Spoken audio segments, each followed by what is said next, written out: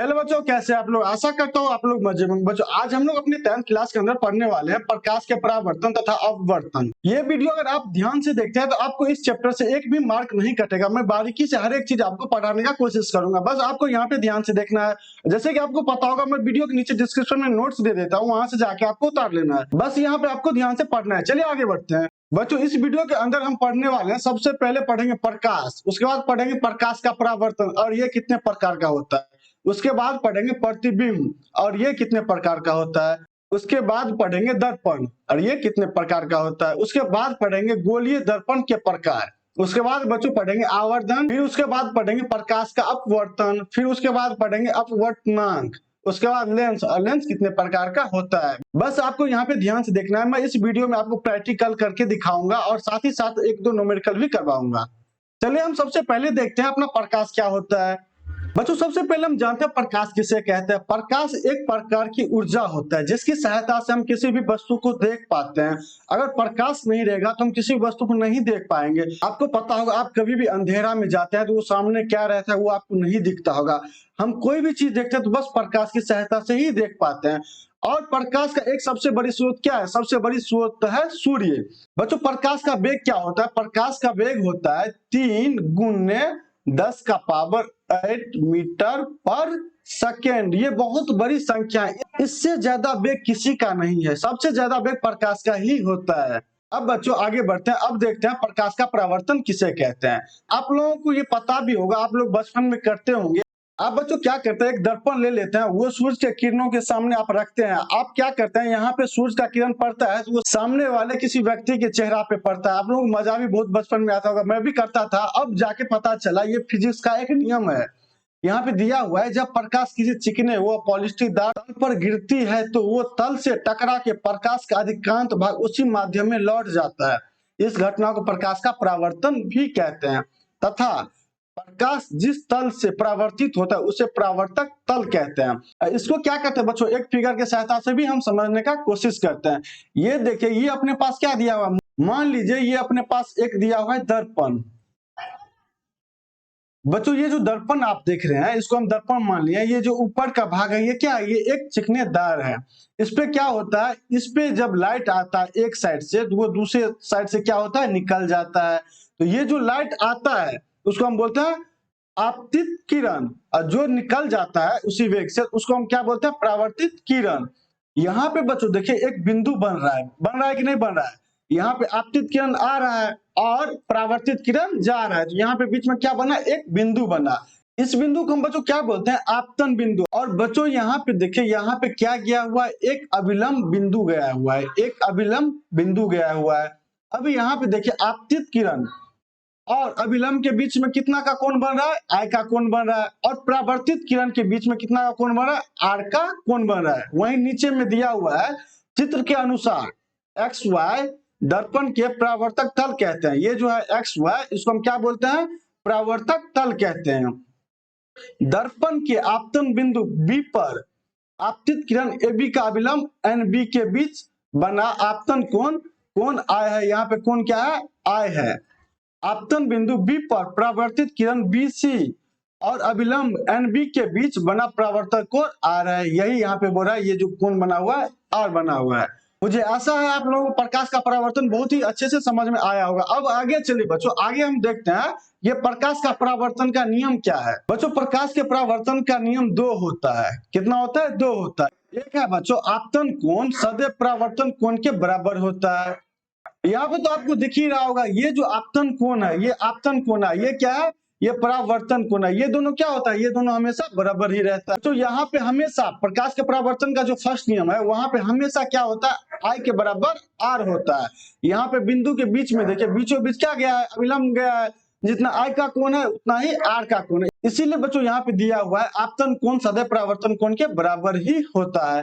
बच्चों अब हम देखते हैं सेकेंड नियम क्या है। आपतित किरण, परावर्तित किरण तथा आपतन बिंदु पर खींचा गया अभिलंब तीनों एक ही तल में होता है। ये होता है आपतित किरण, ये होता है परावर्तित किरण, ये होता है अभिलंब। ये देखिए ये एक ही तल में दिया हुआ है। ये तो हम लोगों को फिगर की सहायता से पता चल ही गया होगा।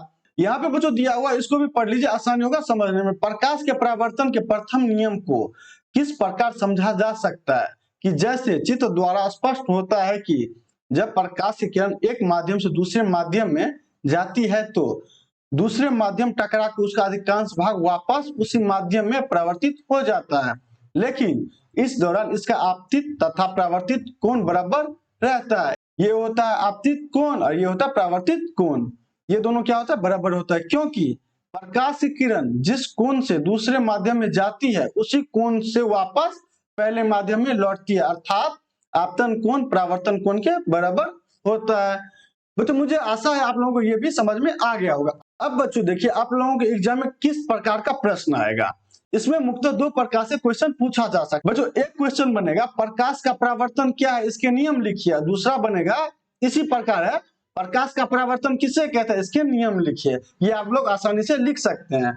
अब बच्चों हम आगे पढ़ने वाले हैं प्रकाश का परावर्तन कितने प्रकार का होता है। बच्चों प्रकाश का परावर्तन दो प्रकार का होता है, एक होता है नियमित परावर्तन, एक होता है विस्तृत परावर्तन। अब जो फर्स्ट क्या है नियमित परावर्तन, ये क्या होता है जब प्रकाश की किरण किसी समतल पृष्ठ पर, किस पे, समतल पृष्ठ पे, तो हम समतल पृष्ठ बना लेते हैं। ये समतल पृष्ठ इस प्रकार होगा, नीचे ऐसे कर दीजिए, ये अपना समतल पृष्ठ हो गया। समतल पृष्ठ पर आपतित होती है तो इस समतल तल से प्रकाश की किरणें का परावर्तन एक निश्चित दिशा में होता है। जैसे कि हम यहाँ पे एक किरण लाए हैं, आपतित किरण लाए हैं, ये आपतित किरण बच्चों आएगा तो ये वापस भी तो होगा, ये वापस होगा परावर्तित किरण से, ये हो गया परावर्तित किरण। फिर हम दूसरा किरण लाते हैं, इसी प्रकार हम दूसरा किरण लाएंगे, फिर ये भी क्या होगा, ये भी समान दिशा में जाएगा, ये भी समान दिशा में चला गया। फिर हम तीसरा भी लाएंगे बच्चों, क्या करेंगे हम तीसरा भी लाएंगे, फिर ये भी क्या होगा, ये भी समान दिशा में जाएगा। ये क्या होता है, ये होता है नियमित परावर्तन। तो यहाँ पे दिया हुआ है तो इस समतल तल से प्रकाश गिरने का परावर्तन एक निश्चित दिशा में होता है। क्या होता है, एक निश्चित दिशा में होता है, इसे हम नियमित परावर्तन कहते हैं। यहाँ पे बच्चों फिगर भी बना हुआ है। अब आगे पढ़िए, आगे क्या है विस्तृत परावर्तन। विस्तृत परावर्तन में क्या होता है ये आप आराम से समझिए। जब प्रकाश की किरणें किसी खुरदरे अपारदर्शी तल पर आपतित होती है तो खुरदरे पृष्ठ से प्रकाश गिरने का परावर्तन विभिन्न दिशाओं में जाता है। खुरदरे मतलब क्या, इस प्रकार का बच्चों होगा, इस प्रकार का जो तल होगा ये होता है खुरदरे तल। यहाँ पे देखिए ये क्या है, ये समतल नहीं है, ये क्या है खुरदरे तल है। यहाँ पे अगर बच्चों यहाँ पे जैसे कि अगर यहाँ पे मान के रखिए एक किरण आएगा तो ये विभिन्न दिशा में चला जाएगा, कभी ऊपर चला जाएगा, कभी क्या होगा ऊपर चला जाएगा, दूसरा किरण आएगा कभी ऐसे चला जाएगा। यहाँ पे कोई फिक्स नहीं है, ये एक निश्चित दिशा में नहीं जा सकता, ये भटक जाता है, कहीं ना कहीं दूसरे दिशा में भी जा सकता है। वही यहाँ पे बोल रहा है खुरदरे तल से प्रकाश किरणें परावर्तन विभिन्न दिशाओं में होते हैं। यहाँ पे क्या होता है विभिन्न दिशाओं में होता है, अर्थात प्रकाश किरणें फैल जाता है, यहाँ पे प्रकाश किरणें फैल जाता है, कभी इस दिशा में जाता है, कोई दूसरे दिशा में चला जाता है, तो इसे विस्तृत परावर्तन कहता है। ये दोनों आपको समझ में आ गया होगा। अब बच्चों आगे क्या है, आगे है प्रतिबिंब। प्रतिबिंब क्या होता है, आप लोग जब सुबह उठते होंगे तो सबसे पहले आप जाते हैं किसके पास, दर्पण के पास, वहां पे जाते हैं, आराम से बाल को ठीक करते हैं, क्रीम लगाते हैं, फिर घूमने के लिए चले जाते हैं। वहां पे आप देखते होंगे जब आप दर्पण के सामने खड़े होते हैं तो आप ही के समान कोई दर्पण के पीछे भी लगता है, वहां पे कोई ना कोई मेरे ही समान है, वो क्या बना, वो प्रतिबिंब बना। वही यहाँ पे बोल रहा है जब दर्पण किसी वस्तु को वस्तु जैसा ही दिखाए उसे वस्तु का प्रतिबिंब कहते हैं। तो जैसे कि यहाँ पे हम क्या करते हैं, एक दर्पण बना लेते हैं, ये अपने पास दर्पण हो गया, यहाँ पे एक आप ही के जैसा कोई स्टूडेंट खड़ा है, यहाँ पे क्या है बच्चों, आप ही के जैसा स्टूडेंट खड़ा है, यहाँ पे वो देखता होगा बच्चों, ये सामने में दर्पण में भी देखता होगा कोई ना कोई मेरे ही जैसा खड़ा है। ये जो देखता है बच्चों कोई ना कोई मेरे जैसा ही खड़ा है, ये जो बनता है ये ही होता है प्रतिबिंब। क्या होता है बच्चों, यही प्रतिबिंब होता है। जैसे कि आप पानी में भी देखते होंगे, पानी के पास कोई पेड़ रहता है, यहाँ बच्चों फिगर भी दिया हुआ है, जब आप देखते होंगे पानी के सामने कोई पेड़ रहता है तो जब वो किरण पड़ता है तो उस आपको पानी में भी सेम ही पेड़ दिखता होगा, वो क्या हुआ, पानी में जो दिखता है वो प्रतिबिंब हुआ इस पेड़ का। अब बच्चों हम देखते हैं प्रतिबिंब कितने प्रकार का होता है। प्रतिबिंब दो प्रकार का होता है, एक होता है वास्तविक प्रतिबिंब, एक होता है आभासी प्रतिबिंब। सबसे पहले हम देखते हैं वास्तविक प्रतिबिंब कहते किसे हैं। यदि किसी बिंदु वस्तु से चलने वाली किरणें परावर्तन के पश्चात किसी बिंदु पर वास्तव में मिलती है, क्या है बच्चों, किसी बिंदु पे वास्तव में मिलती है, ये पढ़िए, यही इंपॉर्टेंट लाइन है, वास्तव में मिलती है तो इस बिंदु को बिंदु वस्तु का वास्तविक प्रतिबिंब कहते हैं। इस प्रतिबिंब को पर्दे पे लिया जा सकता है। बच्चों ये देखिए, यहाँ पे एक लाइन समझने वाली बात है, यहाँ पे वास्तव में मिलती है, किसी बिंदु पे वास्तव में मिलती है। और जैसे कि आभासी में क्या होगा, वास्तव में नहीं मिलेगा। बच्चों जैसे कि हम कभी सिनेमा हॉल में गए होंगे, वहां पे आप देखते होंगे सामने पर्दा लगा हुआ रहता है, हम प्रोजेक्टर से क्या करते हैं, जब फोकस करते हैं तो वहां पे क्या होता है, पर्दे पे एक फिगर बनता है। वो फिगर जो होता है वो किसके सहायता से बनता है, वो बनता है वास्तविक प्रतिबिंब की सहायता से। उसी प्रकार बच्चों आंख के रेटिना पे बनने वाली प्रतिबिंब भी वास्तविक प्रतिबिंब है। अब बच्चों हम देखते हैं आभासी प्रतिबिंब किसे कहते हैं। यदि बिंदु वस्तु से चलने वाली किरणें परावर्तन के पश्चात किसी दूसरे बिंदु से आती हुई प्रतीत होती है, बच्चों क्या बोला है, वास्तविक वाला में वास्तव में मिलती है, लेकिन इसमें क्या है, आती हुई प्रतीत होती है, तो इस बिंदु को बिंदु वस्तु का आभासी प्रतिबिंब कहते हैं। इस प्रतिबिंब को पर्दे पे नहीं लिया जा सकता, बस इसका फोटो लिया जा सकता है। जब बच्चों हम फोटो खिंचाते हैं तो वो क्या है, वो आभासी प्रतिबिंब होता है। और बच्चों एक बात इसमें और है, आभासी प्रतिबिंब में ये कभी भी पर्दा पे काम नहीं करता, ये ओनली फॉर लेंस और दर्पण पे ही काम करता है, ये पर्दा पे कभी भी काम नहीं करता। जैसे बच्चों यहाँ पे दिया हुआ है वास्तविक प्रतिबिंब और आभासी प्रतिबिंब के बीच का अंतर हमें बताइए, आपको एग्जाम में भी पूछ सकता है। बच्चों फर्स्ट अंतर क्या है, वास्तविक प्रतिबिंब उल्टे होते हैं। ये क्या होता है, उल्टे होता है। आभासी प्रतिबिंब हमेशा पॉजिटिव में होता है, कोई भी नंबर होता है तो वो क्या होता है, पॉजिटिव में होता है। वास्तविक प्रतिबिंब जो होता है वो हमेशा निगेटिव रहता है, हमेशा वो उल्टा होता है। आभासी प्रतिबिंब क्या होता है, वो सीधे होता है। वास्तविक प्रतिबिंब सदैव उत्तल लेंस द्वारा बनता है। वास्तविक जो होता है, वास्तविक प्रतिबिंब ये हमेशा उत्तल लेंस के द्वारा ही बनता है। जब हम लेंस पढ़ेंगे आगे उसमें आप लोगों को अच्छे से समझ में आ जाएगा। और आभासी प्रतिबिंब जो होता है उत्तल अवतल समतल द्वारा बनाए जा सकते हैं, ये तीनों दर्पण के द्वारा बनाया जा सकता है। अब बच्चों आगे पढ़िए, तीसरा क्या है, वास्तविक प्रतिबिंब पर्दे पे ही बनता है। ये क्या होता है, ये पर्दे पे बनता है। आभासी प्रतिबिंब लेंस और दर्पण पे ही प्रतीत होता है, ये तो मैं आपको पहले ही बता चुका हूँ। अब बच्चों आगे का पढ़िए, आगे क्या है, वास्तविक प्रतिबिंब सदैव अवतल दर्पण द्वारा ही बनता है, आभासी प्रतिबिंब हमेशा उत्तल दर्पण के द्वारा ही बनता है, ये भी अंतर है। और आगे क्या है, वास्तविक प्रतिबिंब प्रकाश किरणों के वास्तविक प्रतिच्छेद के कारण बनते हैं, आभासी प्रतिबिंब प्रकाश किरणें के काल्पनिक प्रतिच्छेद के कारण बनता है। ये क्या होता है, ये काल्पनिक प्रतिच्छेद का कारण बनता है। ये क्या होता है, ये वास्तविक प्रतिच्छेद का कारण बनता है। यहाँ पे दिया हुआ है वास्तव में मिलता, ये मिलता हुआ प्रतीत होता है। ये आप लोग आसानी से समझ में आ गया होगा। अब बच्चों हम आगे पढ़ेंगे दर्पण किसे कहते हैं। अब बच्चों हम देखते हैं दर्पण किसे कहते हैं। किसी कांच की प्लेट के एक पृष्ठ पर चमकदार पदार्थ चांदी या जस्ते का लेप कर देने से बनी युक्त दर्पण कहलाते हैं। दर्पण जो होता है वो हर एक के घर में होता है। यहाँ बच्चों मेरे पास दर्पण दिया हुआ है, यहाँ पे देखिए, यहाँ पे जो ये पृष्ठ है, ये पीछे का पृष्ठ, इस पे बच्चों चांदी या जस्ते का लेप लगा हुआ है। ये क्या है, चांदी और जस्ते का लेप लगा हुआ है। और सामने देखिए, सामने बच्चों क्या है, सामने में चिकना है, इसमें हम क्या करते हैं, फेस देख सकते हैं। वही यहाँ पे बोल रहा है दर्पण उसे कहते हैं। यहाँ पे सामने में आप लोगों के सामने फिगर दिया हुआ है, जैसे ये देखिए, ये आदमी क्या कर रहा है, दर्पण में अपना फेस देख रहा है, वही दर्पण होता है। सिंपल से आप लोगों को समझ में आ गया होगा। अब हम देखेंगे दर्पण कितने प्रकार का होता है। दर्पण दो प्रकार का होता है, एक होता है समतल दर्पण और एक होता है गोलीय दर्पण। ये गोलीय दर्पण होता है, ये VVI क्वेश्चन है, ये बहुत ही ज्यादा इंपॉर्टेंट क्वेश्चन है। बच्चों ये जो समतल दर्पण होता है, सबसे पहले हम इसको देखते हैं, ये क्या होता है। किसी समतल कांच की प्लेट को एक सिरे पे चांदी या जस्ते की पॉलिश कर दे तो नियमित युक्त समतल दर्पण कहलाती है। ये जो बच्चों आप लोगों के सामने दिख रहा है, ये क्या है, ये समतल दर्पण है। ये क्या है, समतल दर्पण है। इसके पीछे क्या है, चांदी का लेप लगा हुआ है, ये समतल दर्पण है। इसका जो फोकस दूरी होता है वो अनंत होता है। आगे पढ़िए, आगे है गोलीय दर्पण। कांच के किसी बड़े खोखले गोले का एक भाग लेकर इसके किसी एक पृष्ठ पर चमकदार पदार्थ की पॉलिश कर देने से बने युक्त गोलीय दर्पण कहलाती है। गोलीय दर्पण जो बच्चों होता है, ये दो प्रकार का होता है, एक होता है उत्तल दर्पण, एक होता है अवतल दर्पण। और ये बच्चों बहुत ही इंपॉर्टेंट है, ये हम ध्यान से पढ़ेंगे। उत्तल दर्पण क्या होता है, उत्तल दर्पण भी एक प्रकार का गोलीय दर्पण है। इस दर्पण में परावर्तक सतह बाहर की ओर उभरा हुआ रहता है। इस प्रकार के दर्पण को हम उत्तल दर्पण कहते हैं।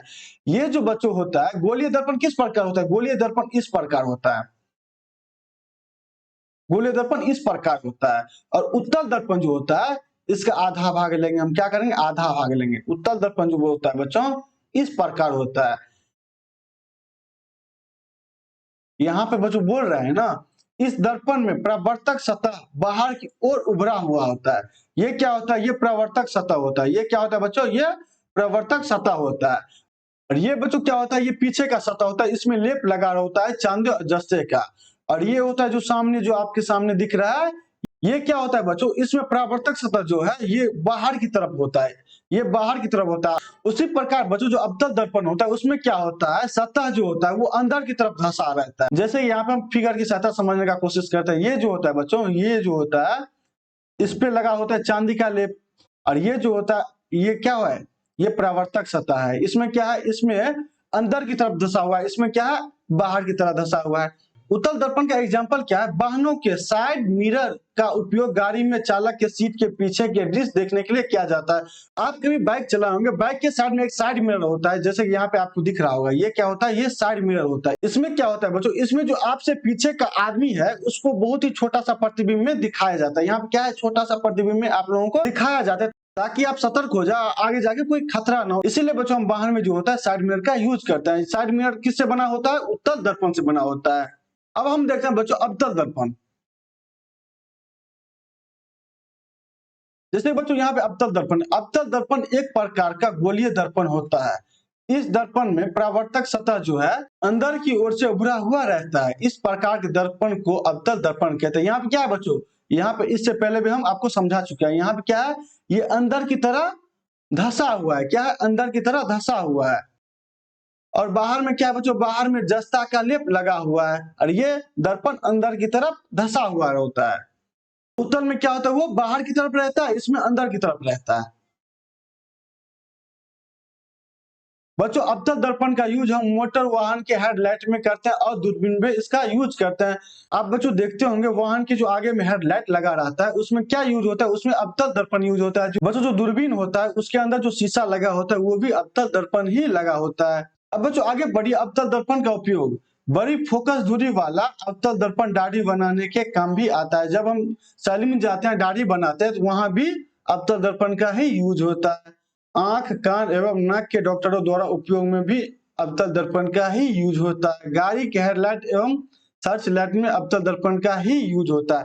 अब बच्चों दर्पण का सूत्र पढ़िए। दर्पण का सूत्र क्या होता है? दर्पण का सूत्र होता है, दर्पण का सूत्र बच्चों आप याद कर लीजिए, इससे हम न्यूमेरिकल भी सॉल्व करेंगे। दर्पण का सूत्र होता है बच्चों 1/f equal to 1/u plus 1/v। बच्चों यहाँ पे f क्या है? फोकस दूरी। जो फोकस होता है वो दूरी f है। और u क्या है? u है वस्तु की दूरी। और बच्चों u क्या है? u है वस्तु की दूरी और प्रतिबिंब की दूरी क्या है? v है। ये तो बच्चों प्रूफ भी कर सकते हैं, लेकिन यहाँ पे मैं आपको प्रूफ करके नहीं दिखाऊंगा। जब आप 11th में जाएंगे तो वहां पे आपको प्रूफ करके दिखाया जाता है। यहाँ पे बच्चों बस हम इस फार्मूला का यूज करके क्वेश्चन को हल करेंगे। एक और फार्मूला होता है बच्चों, ये क्या होता है? ये फोकस दूरी बराबर होता है, फोकस दूरी बराबर होता है r/2। अब आप लोगों के मन में क्वेश्चन आता होगा ये r क्या होता है? जैसे कि बच्चों ये आपके पास एक वृत्त दिया हुआ है, इसकी त्रिज्या कितना होता है? इसकी त्रिज्या r होता है। कितना होता है? r होता है। जब इसको हम हाफ काट देते हैं, जब हम क्या करते हैं इसका आधा काट देते हैं, यहाँ पे कितना बचा? यहाँ पे r/2 हो जाता है। इसीलिए बच्चों यहाँ पे हम बोलते हैं फोकस दूरी बराबर r/2। इस पे भी हम क्वेश्चन बनाएंगे आगे जाके। अब बच्चों हम आगे देखते हैं आवर्धन किसे कहते हैं। किसी वस्तु के वास्तविक आकार को बदले बिना उसको अपने वास्तविक आकार से बड़ा दिखाना आवर्धन कहलाता है। बच्चों जब आप कभी म्यूजियम में गए होंगे तो वहां पे प्रतिबिंब लगा होता है। वहां पे आप जब देखेंगे फेस, आपको लगेगा वो कोई दूसरा आदमी है। कभी आपका नाक बड़ा कर देगा, कभी आपका मुंह बड़ा कर देगा, कभी आंख बड़ा कर देगा, कभी जो सिर होता है वो बड़ा कर देगा। वो जो आपके सामने वो जो आकार दिखाता है वही आवर्धन कहलाता है। आवर्धन के अंदर ही एक है रैखीय आवर्धन। किसी वस्तु के प्रतिबिंब की लंबाई तथा वस्तु की लंबाई के अनुपात को रैखीय आवर्धन कहते हैं। क्या बच्चों दिया हुआ है? प्रतिबिंब की लंबाई तथा वस्तु की लंबाई के अनुपात को हम क्या कहते हैं? रैखीय आवर्धन। जैसे कि बच्चों यहाँ पे एक फॉर्मूला दिया हुआ है m इक्वल टू I/, या किसी किसी बुक में ऐसे भी रहता है m equal to -v/2। You. ये जो आई है यहाँ पे क्या है, प्रतिबिंब की लंबाई, और वो क्या है, वस्तु की लंबाई। जब हम निकालेंगे रेखीय आवर्धन तब इस फार्मूला का यूज होगा। बस आपको यहाँ पे क्या करना है, याद कर लेना है। अब बच्चों हम आगे क्या करते हैं, एक दो न्यूमेरिकल देख लेते हैं कैसे न्यूमेरिकल को सॉल्व किया जाता है। ये जो बच्चों क्वेश्चन है ये एनसीईआरटी बुक का है। कोई अवतल दर्पण अपने सामने 10 सेंटीमीटर दूरी पे रखे किसी बिंब की 3 गुना आवर्तित वास्तविक प्रतिबिंब बनाता है। क्या बनाता है बच्चों, वास्तविक प्रतिबिंब बनाता है। वास्तविक मतलब क्या बोले थे आपको, ये हमेशा उल्टा होता है, ये हमेशा माइनस में जाता है। बनाता है, प्रतिबिंब दर्पण से कितनी दूरी पर खड़ा है, प्रतिबिंब जो है दूरी से कितनी दूरी पर खड़ा है वो हमको निकालना है। यहाँ पे बच्चों आवर्धन कितना दिया हुआ है, आवर्धन दिया हुआ है 3। क्या दिया हुआ है, 3। यहाँ पे बोल रहा है ना 3 गुना आवर्धित वास्तविक प्रतिबिंब बनाता है, इसीलिए हम दिए m इक्वल टू -3। माइनस क्यों दिए, क्योंकि यहाँ पे वास्तविक प्रतिबिंब बना रहा है। तो आपको पता होगा वास्तविक प्रतिबिंब क्या होता है, उल्टा होता है, इसलिए हम यहाँ पे दिए हैं -3। और बिंब की दूरी कितना दिया हुआ है, 10 सेंटीमीटर। लेकिन ये अवतल दर्पण है, इसीलिए हम यहाँ पे क्या किया, माइनस में 10 सेंटीमीटर लिए। हमको क्या निकालना है, यहाँ पे प्रतिबिंब की दूरी निकालना है। क्या निकालना है, प्रतिबिंब की दूरी निकालना है। आप लोग अभी एक रेखीय आवर्धन का फॉर्मूला पढ़ाए थे, m इक्वल टू -v/u, चाहे m इक्वल टू I/o। तो यहाँ पे हम क्या करेंगे, यहाँ पे हमको v निकालना है, तो हम यहाँ पे लिखेंगे m कितना दिया है, m दिया हुआ -3, यहाँ पे हम लिखेंगे -3 इक्वल टू, यहाँ पे माइनस भी लिखेंगे क्योंकि हमको भी ही निकालना है, तो माइनस भी लिख देंगे। u बच्चों कितना दिया हुआ है, -10, तो हम लिखेंगे -10। यहाँ बच्चों क्या हुआ, माइनस माइनस कट गया, क्या हुआ, माइनस माइनस कट गया। बच्चों हम यहाँ क्या करेंगे, भी निकालेंगे, तो हम लिखेंगे v इक्वल टू, ये 10 क्या है, 10 इस साइड भागा में है, इस साइड आएगा क्या हो जाएगा, गुना में आ जाएगा। तो हम यहाँ पे लिखेंगे -3 गुने 10। v इक्वल टू क्या हो गया, v इक्वल टू हो गया -30। यहाँ पे दिया हुआ v इक्वल टू -30 सेंटीमीटर, तो हम लिख देंगे सेंटीमीटर। अतः प्रतिबिंब दर्पण के आगे 30 सेंटीमीटर की दूरी पे स्थिर है। जो प्रतिबिंब बना वो दर्पण के आगे कितना दूरी पे खड़ा है, 30 सेंटीमीटर के दूरी पे खड़ा है। यही तो अपने लोगों को निकालना था, ये आसानी से निकल गया। अब बच्चों हम सेकेंड क्वेश्चन पढ़ते हैं। उस उत्तल दर्पण की फोकस दूरी ज्ञात कीजिए जिसकी वक्रता त्रिज्या -32 सेंटीमीटर है। तो फोकस दूरी क्या होता है, फोकस दूरी f इक्वल टू r/2 हम लोग पढ़े हैं। फोकस दूरी बराबर r/2। r क्या है, वक्रता त्रिज्या, तो हम यहाँ पे दिया हुआ है r इक्वल टू 32 सेंटीमीटर, यहाँ पे हम लिखे 32 सेंटीमीटर। हम क्या करेंगे बच्चों, इसको फॉर्मूला पे बिठा देंगे। f इक्वल टू लिखेंगे 32/2, 16 दूनी 32। तो यहाँ पे वक्रता त्रिज्या कितना निकल गया, f इक्वल टू निकल गया 16 सेंटीमीटर। यहाँ पे वक्रता त्रिज्या कितना निकल गया, 16 सेंटीमीटर। यही तो हमको निकालना था। अभी मैं आप लोगों को इजी न्यूमेरिकल करा रहा हूँ। जब बच्चों मैं अगला वीडियो बनाऊंगा तो उसमें अच्छा न्यूमेरिकल लेके आपके सामने आऊंगा, आज सॉल्व करके दिखाऊंगा। अब बच्चों आगे हम पढ़ेंगे प्रकाश का अपवर्तन। प्रकाश का अपवर्तन किसे कहते हैं। तो यहाँ पे दिया हुआ है प्रकाश का अपवर्तन, जब प्रकाश एक माध्यम से चलता हुआ दूसरे किसी माध्यम में प्रवेश करता है तो दूसरे माध्यम में प्रकाश अपने मार्ग से विचलित हो जाता है। क्या होता है बच्चों, विचलित हो जाता है। इस घटना को प्रकाश का अपवर्तन कहते हैं। और आगे बढ़िए, आगे क्या दिया हुआ है, दूसरे माध्यम में जाने पे प्रकाश का वेग तथा दिशा बदल जाती है लेकिन प्रकाश की आवर्धित नहीं बदलती है। बच्चों आप लोग देखते होंगे कभी भी एक गिलास से भरा पानी में कभी आप उसके अंदर कलम रखेंगे तो वो क्या होता है, वो लगता है टेढ़ा है, वो आपको दिखता होगा टेढ़ा है। चाहे एक जो होता है आयताकार दर्पण, उसको ले लेना, उस पर आप क्या करना, एक रेजर लाइट डाल के देखना, तो उसमें क्या होगा, आप डालेंगे रोशनी यहाँ पे, लेकिन लगेगा आप प्रकाश दूसरे तरफ जा रहा है, वो विचलित हो जाता है, उसका रोशनी जो होता है वो विचलित हो जाता है। जैसे यहाँ पे फिगर में भी दिया हुआ है, ये क्या है, ये एक कांच का सिल्ला है, इसमें हम क्या किए, यहाँ से आपतित किरण मारे हैं, यहाँ से क्या किया है, आपतित किरण मारे हैं, और यहाँ पे बच्चों आते आते यहाँ पे क्या हुआ, यहाँ पे चेंज हो गया, वो जो सिल्ला था उसके बीच में आके ये अपना पोजीशन को क्या किया, चेंज कर लिया, ये विचलित हो गया। यही होता है अपना प्रकाश का अपवर्तन। क्या होता है बच्चों, प्रकाश का अपवर्तन। अब बच्चों हम लोग पढ़ेंगे प्रकाश के अपवर्तन के नियम। प्रकाश के अपवर्तन का 2 नियम होता है। ये बच्चों फर्स्ट क्या है, आपतित किरण, अवर्तित किरण तथा आपतन बिंदु पे खींचा गया अभिलंब, आपतन बिंदु पे खींचा गया अभिलंब, तीनों एक ही समतल में होता है।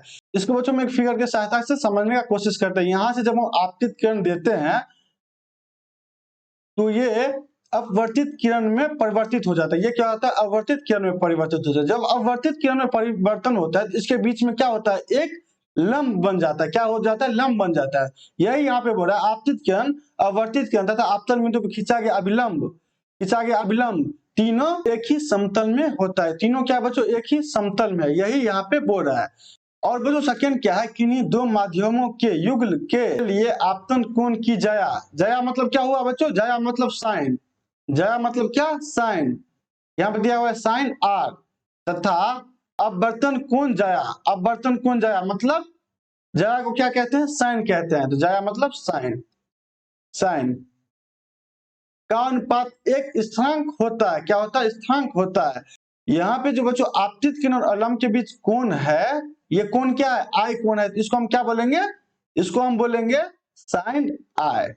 क्या बोलेंगे? साइन आई। ये जो अपवर्तित किरण और लंब के बीच जो आर दिया हुआ है, ये क्या हुआ? ये साइन आर है। यहाँ पे क्या है? यहाँ पे अनुपात, इन दो माध्यमों का युगल के आपतन कोण की जया साइन आर तथा अपवर्तन कोण की जया का अनुपात स्थिरांक होता है। स्थिरांक को हम किससे रिप्रेजेंट करते हैं? एन से।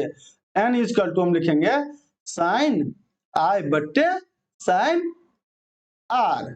ये क्या बच्चों? ये अपना स्थिरांक का फॉर्मूला होगा। ये एन इक्वल टू साइन आई बट्टे साइन आर। ये आप लोग याद कर लेना, इस पे भी हम न्यूमेरिकल बनाएंगे। अब बच्चों हम देखते हैं अववर्तनांक। अववर्तनांक क्या होता है? आपतन कोण की जया और अववर्तन कोण की जया का अनुपात अववर्तनांक कहलाता है। वहां पे हम दिए है ना एन इक्वल टू साइन आई बटे साइन आर। यही क्या कहलाता है? यही अपवर्तनांक कहलाता है। कुछ हम अपवर्तनांक देख लेते हैं, जैसे कि जल का अपवर्तनांक कितना होता है? 1.3 होता है। उसी प्रकार कांच का अपवर्तनांक क्या होता है? 1.5 होता है। बच्चों ये जो अपवर्तनांक है ये आपको याद कर लेना, क्योंकि ये एग्जाम में आपसे पूछ सकता है जल का अपवर्तनांक कितना है। तो वहां पे ऑप्शन में 2-3 ऑप्शन दे देगा, तो वहां पे आप ये टिक लगा देना 1.3 होता है। उसी प्रकार दे देगा कांच का अपवर्तनांक कितना होता है, उसमें भी आप क्या करना है? 1.5 लगा देना है। बच्चों आपसे ये भी पूछ सकता है सबसे ज्यादा अपवर्तनांक किसका होता है? तो हीरे का होता है। वहां पे ऑप्शन में दे देगा जल, कांच, हीरा। तो हमको क्या करना है? हीरा में टिक लगाना है। यहाँ तक आप लोगों को अच्छे समझ में आ गया होगा। बच्चों अब आगे पढ़ते हैं, आगे क्या दिया हुआ है? आगे दिया हुआ है लेंस किसे कहते हैं? दो सतहों से घिरे हुए एक पारदर्शक माध्यम को हम लेंस कहते हैं। क्या दिया हुआ बच्चों? दो सतहों से घिरे हुए, दो सतह से घिरा हुआ पारदर्शक। पारदर्शक मतलब क्या? जिसको हम इस पार से उस पार देख सकते हैं। बच्चों लेंस भी दो प्रकार का होता है, एक होता है उत्तल लेंस, एक होता है अवतल लेंस। उत्तल लेंस बच्चों इस प्रकार होता है। उत्तल लेंस क्या होता है? इस प्रकार से उत्तल लेंस होता है। अवतल लेंस किस प्रकार होता है? अवतल लेंस इस प्रकार, ये होता है अवतल लेंस, ये होता है उत्तल लेंस। तो उत्तल लेंस के अंदर जो होता है, ये जो मध्य का पार्ट होता है, ये जो मध्य का पार्ट होता है, ये हमेशा मोटा होता है। ये क्या होता है? मोटा होता है। और जो साइड का भाग है ये पतला होता है। क्या होता है? ये पतला। यही यहाँ पे दिया हुआ है, मध्य से थोड़े मोटे और किनारे से थोड़े पतले होता है, उसी को हम उत्तल लेंस कहते हैं। और बच्चों उत्तल लेंस का यूज दूर दृष्टि का उपचार करने के लिए किया जाता है। दूर दृष्टि क्या होता है? जिसमें हमें नजदीक का वस्तु देखने में प्रॉब्लम होता है, उसी को हम क्या बोलते हैं? दूर दृष्टि दोष। उसी में हम उत्तल लेंस का यूज करते हैं। और उत्तल लेंस का यूज दूरबीन बनाने के लिए भी किया जाता है। यहाँ पे तो मेरे पास तो है नहीं जो मैं आपको दिखाऊंगा उत्तल लेंस। आप कभी भी स्कूल के लाइब्रेरी में जाके वहां पे उत्तल लेंस देख लेना और अवतल लेंस भी देख लेना। अब हम पढ़ेंगे अवतल लेंस किसे कहते हैं। अवतल लेंस के अंदर क्या होता है बच्चों? ये जो साइड का भाग होता है ये मोटा होता है। ये जो साइड का भाग होता है ये मोटा होता है, और ये जो मध्य का भाग होता है ये पतला होता है। क्या होता है? मध्य का भाग पतला होता है। यहाँ पे दिया हुआ है बीच में पतला, किनारे में मोटा होता है। इस लेंस का यूज बच्चों निकट दृष्टि दोष के लिए किया जाता है। निकट दृष्टि दोष क्या होता है? जिसमें हमको दूर की वस्तु देखने में प्रॉब्लम होता है, उसे हम निकट दृष्टि दोष कहते हैं। इसमें बच्चों अवतल दर्पण का ही यूज होता है। और आगे पढ़िए, इसका मुख्य रूप से उपयोग वाहनों के हेडलाइट में भी इसका यूज करते हैं। मोतियाबिंद के निवारण के लिए भी यूज करते हैं। मोतियाबिंद जो आंख में होता है उसका निवारण के लिए भी हम अवतल दर्पण का ही यूज करते हैं। बच्चों यहाँ तक तो आप लोगों को समझ में आ ही गया होगा। ये सब बहुत ही इंपॉर्टेंट है, यहाँ तक आप लोगों को समझ में आ ही गया होगा। और बच्चों एक और जरूरी बात, एग्जाम में आप परिभाषा लिखने के साथ साथ अगर एक फिगर ड्रॉ कर देते हैं बच्चों, वहां पे आपको मार्क पूरा मिलेगा। अगर बच्चों आपको ये नोट्स चाहिए तो वीडियो के नीचे डिस्क्रिप्शन में ये नोट्स दिया हुआ है, वहां जाकर आप नोट्स को डाउनलोड कर लीजिए और अच्छे से कॉपी में उतार लीजिए और इसको ध्यान से पढ़िए।